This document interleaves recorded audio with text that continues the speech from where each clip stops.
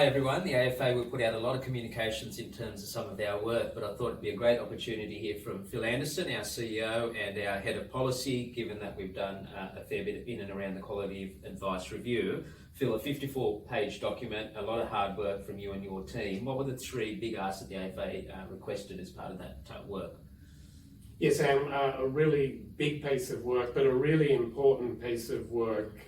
This is going to be very important for the future of advice. And in terms of the key recommendations, I put them into, the first one is that the regulatory obligation should be proportionate to the complexity of the advice and the risk of client detriment. Secondly, when it comes to annual renewal and FDSs, we've suggested there needs to be significant rationalisation of those obligations. We particularly have suggested with respect to client consent that there should be a 3-year pause on that so that a system solution can be developed to really automate it and make it simpler.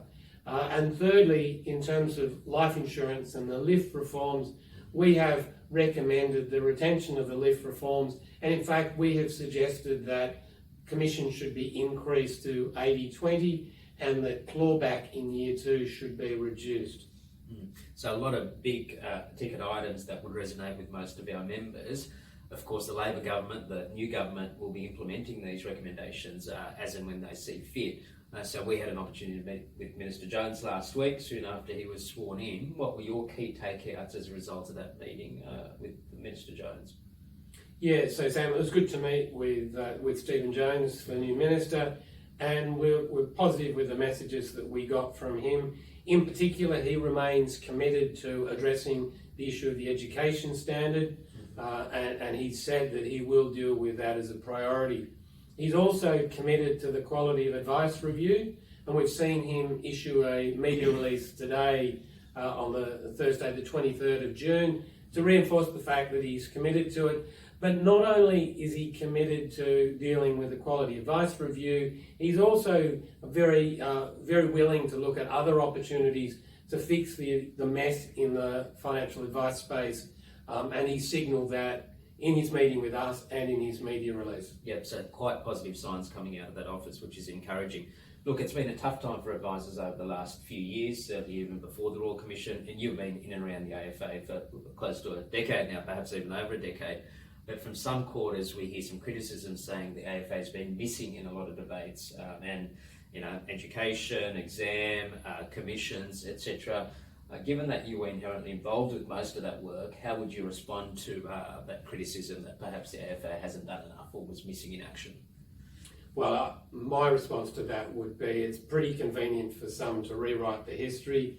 The reality is that we fought very hard on all of those debates, and the proof is in the submissions that we've done. They're available on our website. If you want to see what we did as part of the whole LIF debate, if you want to see what we did on professional standards, if you want to see what we did with the Royal Commission, it's there on the record. And just to use a simple example, we fought very hard about the FASEA standards to get something that was practical and workable.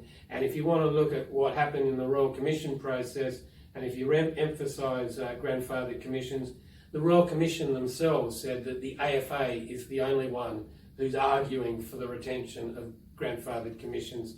We fought very hard across a lot of issues where we were fighting for the best interests of our members. Yeah, well, no doubt you've had an extremely busy few years, and certainly the next few months with the QAR review is also going to be busy for you and your team. So thanks for your work, Phil. So thank you everyone for your support of the AFA and the work that we do.